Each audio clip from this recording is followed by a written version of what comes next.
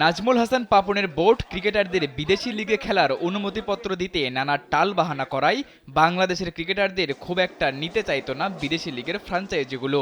তবে সাম্প্রতিক সময়ে দুর্দান্ত পারফরম্যান্স করায় অস্ট্রেলিয়া থেকে রিশাদ হোসাইনের জন্য এসেছিল সুখবর। লেগ স্পিনের শক্তিমত্তা বিবেচনায় বিগ ব্যাশের দল হোবার্ট হ্যারিকেন্সে ডাক পান বাংলাদেশি এই স্পিনার। তবে শঙ্কা ছিল রিশাদের খেলা নিয়ে।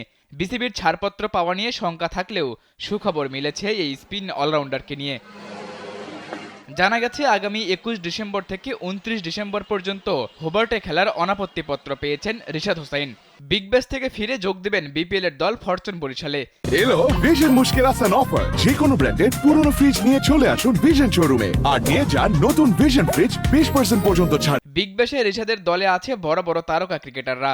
সতীর্থ হিসেবে অস্ট্রেলিয়ার হয়ে বিশ্বকাপ জেতা তারকা ম্যাথু ওয়েড আর টিম ডেভিড দুজনকেই পাবেন তিনি। এছাড়া দলে আছে অজি জাতীয় দলের নিয়মিত মুখ নেথান অ্যালিস এবং বেন ম্যাকডারমট। রিশাদের দলের হেড অফ স্ট্র্যাটেজির দায়িত্বে আছেন তাসমানিয়ার সবচেয়ে বিখ্যাত ক্রিকেটার রিকি পন্টিং। তাই তো বলাই যায় স্বাভাবিকভাবেই ক্যারিয়ারের শুরুতেই বেশ ভালো একটা পরিবেশ পাচ্ছে রিশাদ।